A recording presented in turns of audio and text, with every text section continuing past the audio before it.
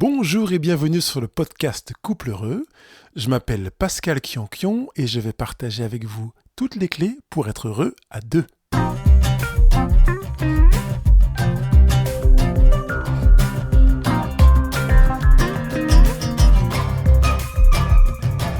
Je sens que ce sujet va vous libérer quelque part parce qu'il s'intitule « Ne cherchez plus à plaire à votre conjoint ». Bonjour, ravi de vous retrouver pour cette émission dans laquelle je ne veux pas non plus donner un coup de pied dans la fourmilière, mais je voudrais vraiment que vous puissiez baisser la pression, cesser de vouloir exiger des choses de vous-même qui sont lourdes à porter. Et si je vais dans cette direction, c'est parce que je sais que bien des conjoints sont fatigués dans leur propre couple. Et je peux en parler en connaissance de cause, puisque mon premier couple a été un des couples dans lesquels j'ai mis une telle pression, bien entendu involontaire, mais sur mon conjoint, que finalement, en demandant le divorce, j'ai pris conscience que j'allais la libérer de quelque chose qui était difficile à porter, dans laquelle je lui demandais d'essayer de correspondre à mes attentes. Et ça peut expliquer la raison pour laquelle j'ai aussi beaucoup travaillé sur le couple depuis. Et j'ai noté 4 choses pour vous inciter à chercher à quitter cette volonté de plaire à votre conjoint, parce que je pense que c'est véritablement un cadeau que vous pouvez vous faire à vous-même et aussi à votre conjugalité. Je sais que vous prenez un risque si vous cessez de plaire à votre conjoint, si vous cessez de chercher à plaire à votre conjoint, pour être plus exact. Seulement, je pense que c'est vraiment important, et je l'aborderai dans une émission prochaine, de verbaliser quand vous avez envisagé de travailler dans une direction d'un changement. Alors faites-le, et vous écouterez l'émission et vous comprendrez un peu plus ma position. Mais pour l'instant, je voudrais, dans ce premier point, vous présenter l'importance de penser que vous n'êtes pas si mal que ça. Parce que quand on cherche à plaire à son conjoint, c'est qu'on est convaincu qu'on n'est pas au niveau, qu'on n'est pas assez bien pour lui, qu'on n'est pas à la hauteur pour elle et que l'on ne correspond pas aux attentes. Donc on fait un effort de consommation et généralement on rentre dans un stress chronique dans lequel on va dépenser beaucoup d'énergie pour chercher à plaire à son conjoint. Au lieu de chercher à plaire à votre conjoint en essayant de changer vos petites actions, etc., je vous encourage à chercher à montrer de l'amour à votre conjoint. Vous allez voir que ça n'a plus rien à voir. On n'est pas en train de chercher à plaire en termes de surface, mais en train de travailler sur de la profondeur. Et je vous renvoie au livre « Les langages de l'amour » de Gary Chapman, dans lequel on va travailler vraiment sur la réalité de ce qui est notre conjoint en parlant sa langue. Quand on fait l'effort de parler la langue de quelqu'un d'autre, l'intention n'est pas de lui plaire, c'est de faire en sorte que ce qu'on veut lui dire et ce qu'on veut qu'il entende correspondent à ce qu'on veut dire. Donc, l'intérêt d'apprendre une langue n'est pas de chercher à plaire, de satisfaire, de séduire, etc. C'est vraiment de s'adapter à l'autre pour qu'il reçoive.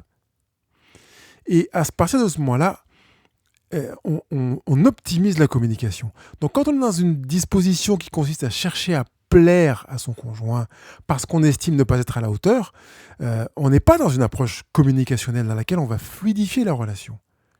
Quand on cherche à montrer l'amour à son conjoint comme il le comprend, on est dans une recherche relationnelle, on fluidifie la relation, on donne du sens à notre manière d'être.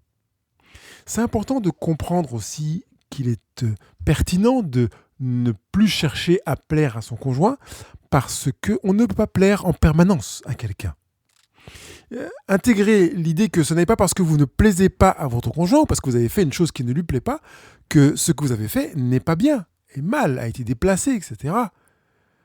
D'accord, vous êtes émetteur ou émettrice de ce que vous avez fait, mais vous avez, dans une relation, un récepteur. Ce qui signifie que vous avez pu faire un choix dans le cadre des langages de l'amour dont parle Gary Chapman, qui correspond à ce que vous avez compris de ce dont votre conjoint a besoin pour se sentir aimé, et qu'en face, ça ne colle pas.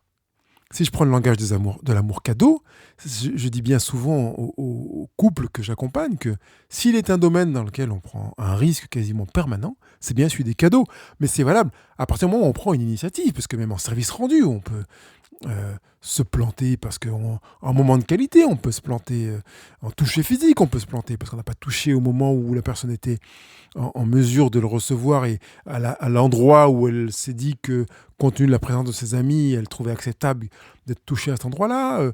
On peut avoir offert un cadeau qui ne correspond pas du tout aux attentes de l'autre alors qu'on était convaincu, compte tenu de ce qu'on a entendu, de ce qu'il nous a dit, que c'était une manière pour lui d'être aimé avec ce cadeau-là. Mais en fait, on a compris une approche de surface, une approche partielle, ou peut-être lui s'est-il mal exprimé dans sa manière de dire ce qu'il attendait. Vous comprenez que on ne peut pas plaire en permanence. Même quand on travaille sur la base des langages de l'amour, je vous encourage à le faire, on ne peut pas plaire en permanence. Et à partir du moment où on accepte cette réalité, eh bien on peut baisser la pression. Et si je reprends les exemples que j'ai évoqués à l'instant, vous offrez un cadeau à votre conjoint, quand vous achetez le cadeau, quand vous le fabriquez, que vous le lui offrez, vous savez que il est possible que ça ne lui plaise pas. Ce qui signifie que s'il vous dit écoute, ça ne me plaît pas, vous êtes prêt à l'accueillir. Vous trouverez normal de ne pas être en mesure de vous connecter de manière optimale, permanente, aux besoins de formulation d'amour de votre conjoint. C'est normal que vous ne compreniez pas parce que votre conjoint est vivant.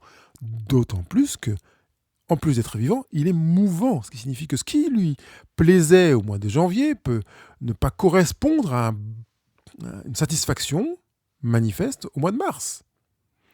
Donc, restez vivante, restez ouvert, restez à l'écoute de votre conjoint, quel qu'il soit, pour faire en sorte que vous puissiez non seulement focaliser votre attention sur la manière de l'aimer, ce qui fait qu'il se sent aimé et non pas ce qui lui plaît, et d'accepter que vous aurez des ratés. J'ai pas envie d'en parler en termes d'échecs ou d'erreurs, parce qu'on a l'impression qu'on devait savoir. Non, c'est des ratés, on s'est pas compris. Et c'est normal qu'on ne se comprenne pas. Quel que soit le groupe humain, même si vous êtes avec votre frère, ça fait 15 ans, 30 ans, 40 ans que vous êtes frères et sœurs. Il y a des moments où vous ne vous comprenez pas, vous n'êtes pas en accord, malgré la tentative d'harmonie. C'est pareil avec un conjoint. La troisième chose que je voudrais évoquer, c'est que il est important que vous arriviez je vais le formuler comme ça, à vous plaire avant d'envisager de plaire à quelqu'un d'autre. C'est-à-dire que même dans un couple, quand vous faites un choix, faites-le pour vous. Faites un choix dans lequel vous êtes tellement à l'aise que vous sentez que vous vous êtes donné du bonheur, vous êtes procuré de l'amour, vous avez apporté de la jouissance, vous êtes fait du bien. Parce que si vous augmentez votre bonheur personnel, que vous faites du bien, que vous augmentez votre jouissance, vos satisfactions, vous augmentez de fait le bonheur, la jouissance, la satisfaction conjugale. Sauf si, et je vous vois venir, sauf si vous avez un conjoint exigeant, égocentrique et même plus égoïste. Je ne le rappelle pas parce que c'est sur un autre blog Heureux au présent dont j'évoque ce sujet. L'égocentrisme est pour ma part une réalité saine. C'est un sain équilibre d'être égocentrique. On ne peut pas être altruiste si on n'est pas d'abord égocentrique. On a besoin de savoir qui on est, où on est, pourquoi on est ce qu'on est, pour pouvoir donner avec sens et équilibre ce qu'on va donner à l'autre, ce qu'on va vivre avec l'autre, et là où on va aller avec l'autre, passer du temps, etc. Dans la conjugalité, c'est pareil. Et il est possible que votre conjoint ait des phases d'égoïsme, parce qu'il est peut-être en recherche d'égocentrisme, parce qu'il se sent tellement mal dans sa peau qu'il vit l'égoïsme. Il est aussi possible qu'il ait pris l'habitude de négliger les besoins des autres, la satisfaction des autres, qui fait qu'il est égoïste.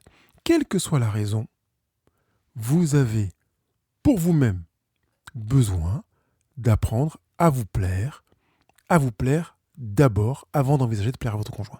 Si ça ne plaît pas à votre conjoint, écoutez votre conjoint. Soyez sensible. Cherchez à comprendre sa position. Cherchez à voir comment vous pouvez envisager certains choix autrement, peut-être en dehors de sa présence, peut-être à un moment où ça le dérange moins, et dans une écoute. Voilà, j'entends que tu es dérangé par mon choix. Qu'est-ce qui te dérange dans cela ?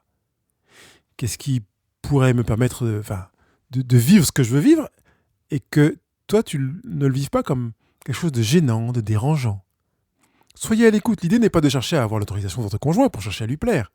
L'idée est de chercher à comprendre ce que vit votre conjoint dans son inconfort, dans le but de vous adapter pour vivre votre satisfaction personnelle, j'allais dire, sans le gêner. C'est tout. Parce qu'on aime son conjoint. Génial, formidable. Seulement, on aimera mieux son conjoint quand on sera en mesure de s'aimer vraiment soi. Donc, aimez-vous. Et aimer votre conjoint est une voie de conséquence de « je m'aime ». Quatrième chose, c'est très, très, très désagréable, très inconfortable et déstabilisant que d'avoir le sentiment que son conjoint nous aime pour la surface de nous-mêmes. Parce qu'on est beau, parce qu'on est talentueuse, parce qu'on a la classe, parce qu'on est un bon orateur, parce qu'on est admiré par certaines personnes ou adulé, etc. Ça va un moment. On est prêt à signer des autographes à son conjoint. Seulement, dans le temps, ça ne tient pas beaucoup. On a besoin du moment où l'autre va nous aimer, non plus pour ce qu'on est capable de faire, mais parce que l'on est soi. Or, chercher à plaire à son conjoint est du domaine de capable de faire, et pas forcément de l'être. Si vous êtes vous-même, et quand vous êtes vous-même, si vous percevez que votre conjoint ne vous supporte pas, ne vous aime pas, vous avez des questions à vous poser. Qu'est-ce qu'il aime en fait ? Est-ce qu'il aime l'image de vous, le fantasme qu'il s'est créé sur vous, la star que vous êtes, la célébrité, la personne oratrice, intellectuelle, avec une super rémunération, un super poste, ou est-ce que c'est vous qu'il aime ? Ça veut dire que si vous perdiez votre poste, que vous n'aviez plus cette rémunération, que vous n'étiez plus une star, que vous n'étiez plus admiré et adulé, que vous ne signiez plus d'autographe, est-ce qu'il vous aimerait quand même ? Voyez ? Parce que cet inconfort d'être aimé pour la surface de soi peut être une cause énorme de dépression nerveuse et de mésestime, carence d'estime de soi.